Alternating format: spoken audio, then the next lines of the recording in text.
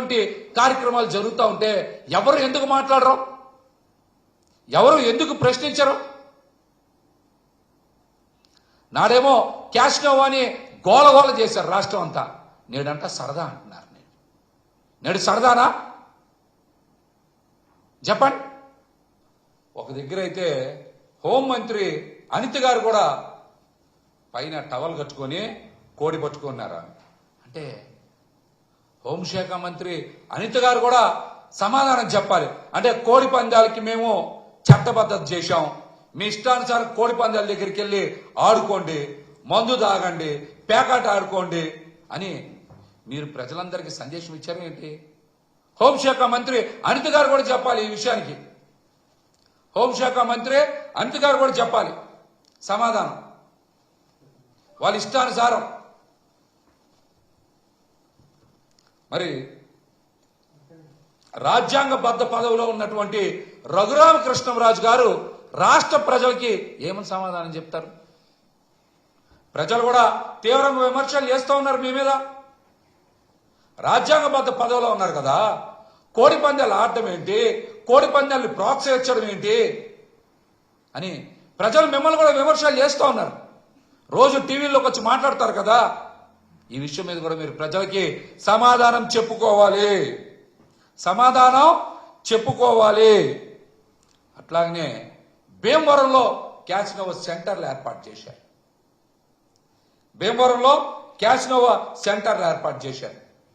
మీ అందరికి తెలిసి ఉంటుంది, రాష్ట్రంలో చాలా మందికి తెలుసు.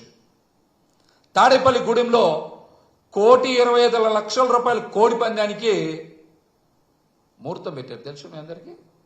ముహూర్తం పెట్టి కోడి పందాలు ఆట వేశారు. కుక్కుడ శాస్త్రం ప్రకారం ఆ కోడి పందెం ఏ టైంకి నిర్వహించాలో ముహూర్తం పెట్టి మరి కోడి పందెం నిర్వహించారు. అక్కడ రాష్ట్రం ఎటువైపు పోతుంది చంద్రబాబు గారు? రాష్ట్రం ఎటువైపు పోతుందో పవన్ కళ్యాణ్ గారు? మీరు కూడా సమాధానం చెప్పాలి. కోడి పోటీలకు కూడా ముహూర్తం పెట్టారు, దానికో శాస్త్రం అని చెప్పి. 1,25,00,000 రూపాయల పందెం కదా, మరి దీని మీద చంద్రబాబు గారు సమాధానం చెప్తారా, పవన్ కళ్యాణ్ గారు సమాధానం చెప్తారా అని రాష్ట్ర ప్రజలు ఎంతో ఆశగా ఎదురు చూస్తూ ఉన్నారు. ఆశగా ఎదురు చూస్తూ ఉన్నారు. మనకు కూడా తెలుసు ఈ పందెంలో గుడివాడ ప్రభాకర్ గారి నెమల పుంజి గెలిచిందంట. మరి అది కూడా చూడాలి.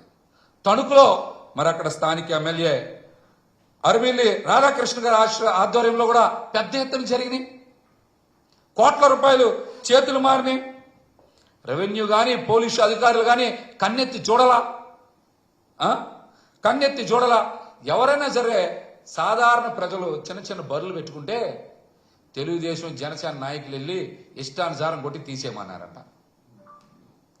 ఏంటి మా కోళ్ళకి కత్తుల్లేవు ఏం లేవు, మేము సాంప్రదాయబద్ధంగా వేసుకుంటున్నాం అంటే, మీరు సాంప్రదాయబద్ధంగా కోడి ఆట ఆడితే కుదరదు, మాకు ట్యాక్స్ కట్టాల్సిందే.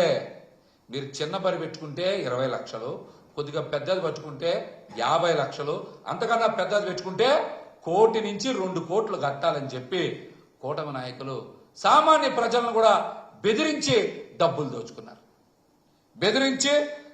దోచుకున్నారు. ఇంకా కాకినాడ జిల్లాలో కోడి పందాల గురించి చెప్పక్కర్లా. హైకోర్టు ఆదేశాలు ఉన్నాయి. టీడీపీ జనసేన నేతలైతే బరి తెగించి ఇష్టానుసారం కోడి పందాలు నిర్వహించారు. అక్కడ బెట్టింగుల ద్వారా కోట్ల రూపాయల చేతులు మారాయి. పందెం బరుల దగ్గరే గుండాట, పేకాట, జోదం విస్తృతంగా జరిగింది కాకినాడలో కూడా. ఇందాక కూడా చూపించాం వీడియోలో. పెద్దాపురంలో మైనర్ పిల్లలు కూడా, చిన్న పిల్లలు కూడా మరి ఆ పేకాట చూస్తే ఏం నేర్చుకుంటారో చంద్రబాబు నాయుడు గారు సమాధానం చెప్పాలి. తునిలో విషయం కూడా చెప్పాం. తునిలో జిల్లా పరిషత్ స్కూల్లో కోడి పందాలు నిర్వహించారు. మరి ఆ కోడి పందాలు నిర్వహించడానికి 2-3 రోజుల ముందు పోలీస్ శాఖ వారికి కూడా సాంప్రదాయ పద్ధతిలో అక్కడ సంక్రాంతి సంబరాలు నిర్వహించారు. అట్లాంటి ప్లేస్లో వీకొత్తూరు జెడ్పీ హై స్కూల్లో మరి కోడి పందాలు పెట్టడం ఏంటి? ఎంత బరి తెగించారు? దీన్ని బట్టి పిల్లలకి ఏం సందేశం ఇస్తారు నారా లోకేష్ గారు? మీరు విద్యాశాఖ మంత్రి కదా. జడ్పీ స్కూల్లో కోడి పందాలు పెడితే మీరు ఏం చేస్తా ఉన్నారు నారా లోకేష్ గారు? మైనర్ పిల్లలు పేకాట దగ్గర, గుండాట దగ్గర నుంచొని చూస్తూ ఉంటే ఏం సందేశం ఇస్తారు లోకేష్ గారు? ఏం సందేశం ఇస్తారు మీరు?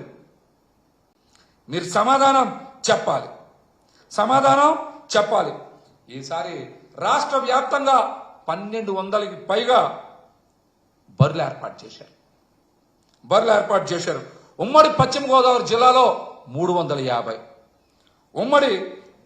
ఉమ్మడి పశ్చిమ గోదావరి జిల్లాలో 350 ఏర్పాటు చేస్తే అందులో 120 పెద్ద బర్రెలు ఏర్పాటు చేశారు. అలాగనే ఉమ్మడి తూర్పు గోదావరి జిల్లాలో 300కి పైగా బర్రెలు ఏర్పాటు చేశారు. మరి వీటికి పోటీగా ఒక్క కృష్ణా జిల్లాలోనే, ఉమ్మడి కృష్ణా జిల్లాలో 320కి పైగా బర్రెలు ఏర్పాటు చేశారు. గోదావరి జిల్లాలకే ధీటుగా ఈసారి కృష్ణా జిల్లాలో కూడా 320కి పైగా బర్రెలు ఏర్పాటు చేశారు. గుంటూరులో 150కి పైగా బర్రెలు ఏర్పాటు చేశారు. గుంటూరులో 150కి పైగా బర్రెలు ఏర్పాటు చేశారు. మరి చిన్న బర్రెల్లో అయితే 10 లక్షల నుంచి 50 లక్షల రూపాయల వరకు పందాలు జరిగాయి. ఇంకా మీరు చూశారు దెందులూరు సంఘటన, మళ్ళీ ప్రత్యేకంగా చెప్పక్కర్లేదు కదా. ఒక స్టేడియమే ₹1 కోటి ఖర్చు పెట్టి నెల రోజుల పాటు వర్కర్స్ని పెట్టి అక్కడ ఒక జోడ క్రీడా కేంద్రాన్ని, ఒక నథింగ్ బట్ క్యాసినో అని ఏర్పాటు చేశారు చింతమనేని ప్రభాకర్ గారి ఆధ్వర్యంలో. దీని మీద చంద్రబాబు గారు మాట్లాడరు, పవన్ కళ్యాణ్ గారు మాట్లాడరు, లోకేష్ గారు కూడా మాట్లాడరు. మరి హోంశాఖ మంత్రి అనిత గారు మరి ఏం మాట్లాడతారో చూడాలి మనందరం కూడా. మాట వస్తే ఆమె ఏకవచనంతో మాట్లాడే బిజీగా ఉంటారు, లేదంటే వారి పిఏ గారు తిరుమల టికెట్లు అమ్ముకునే పని మీద ఉంటారంటే ఈ మధ్య వాళ్ళని కూడా సస్పెండ్ చేశారని చెప్తా ఉన్నారు. ఆ పని మీద ఉన్నారేమో, అందుకని 3 రోజులు ఎక్కడ స్పందించట్లా. అట్లాగనే మీరు చూస్తే విస్సానపేటలో కాకతీయ ప్రీమియర్ లీగ్ అని కోడిపందాలు ఏర్పాటు చేశారు. అంటే క్రికెట్ పోటీలకు ధీటుగా కోడిపందాల పోటీలు. పామరు నియోజకవర్గంలో అయితే భారీగా కోడిపందాలు వేశారు. కూచిపూడి కానీ, కోసూరు కానీ, పమిడి మొక్కలు కానీ, గడ్డిపాడు కానీ, తోట్లవల్లూరు కానీ ఇలాగ అనేక చోట్ల కోడిపందాలు నిర్వహించారు. గన్నవరంలో ఇంక చెప్పక్కర్లా, మనందరం కూడా చూశాం కదా. భారీ ఫ్లెక్సీలు వేశారు, పెద్ద రింగులు ఏర్పాటు చేశారు, భారీగా ఎంట్రన్స్ ఫీజు వసూలు చేసి కోట్ల రూపాయలు ప్రజల దగ్గర నుంచి కొట్టేసినటువంటి పరిస్థితి. ఇంకొన్ని చోట్లయితే సినిమా యాక్టర్లను తీసుకొచ్చారు, సైడ్ డాన్సర్లు తీసుకొచ్చారు, రికార్డింగ్ డాన్సులు తెచ్చారు, క్యారీ వ్యాన్లు పెట్టారు, మహిళా బౌన్సర్లను ఏర్పాటు చేశారు, అశ్లీల నృత్యాల్ని ఇష్టానుసారం పెట్టారు, ఇష్టానుసారం ఏర్పాటు చేశారు. రికార్డింగ్ డాన్సులు ఏ యూట్యూబ్ కొట్టినా సరే 100 వీడియోలు వచ్చేస్తున్నాయి ఆంధ్రప్రదేశ్లో. ఇప్పుడు 100,000 యూట్యూబ్లో వీడియోలు వచ్చేస్తున్నాయి. కోడి పందాలు కొడితే ఏపీ వీడియోలు వచ్చేస్తున్నాయి. పేకాట, గుండాట, మద్యం అమ్మకాలంటే 100 వీడియోలు వచ్చేస్తున్నాయి. ఇంకా రికార్డింగ్ డాన్సులు మోత రాత్రి పగలు తేడా లేదు. అక్కడ రాత్రి పగలు తేడా లేదు. మరి మద్యం ఏర్లై పాలింది, వేల కోట్ల రూపాయల అమ్మకాలు జరిగినాయి. ఇవన్నీ బెల్ట్ షాపులు కాదా? చంద్రబాబు నాయుడు గారు ఇవన్నీ బెల్ట్ షాపులు కాదా? పవన్ కళ్యాణ్ గారు ఇవన్నీ బెల్ట్ షాపులు కాదా? చెప్పండి. చెరుకుపల్లి తూర్పుపాలెంలో 30 ఎకరాల్లో బర్రెలు ఏర్పాటు చేశారు. మరి ఇవన్నీ కూడా రెవెన్యూ శాఖ మంత్రి అనగాని సత్యప్రసాద్ గారి ఆధ్వర్యంలో జరిగింది. ఆయన రెవెన్యూ శాఖ మంత్రి కదా, అందుకని బాగా రెవెన్యూ కని పెద్ద బర్రె ఏర్పాటు చేశారు. 30 ఎకరాలు, 60 ఎకరాల్లో ఏర్పాటు చేశారు ఆయన రెవెన్యూ శాఖ మంత్రి. మరి ఆయనకి 2 తెలుగు రాష్ట్రాల్లో ఆయనకి చాలా వ్యవహారాలు ఉన్నాయి కాబట్టి చిన్న బరి సరిపోలా. అందుకనే ఆదాయం బాగా తీసుకురావాలని ఆయన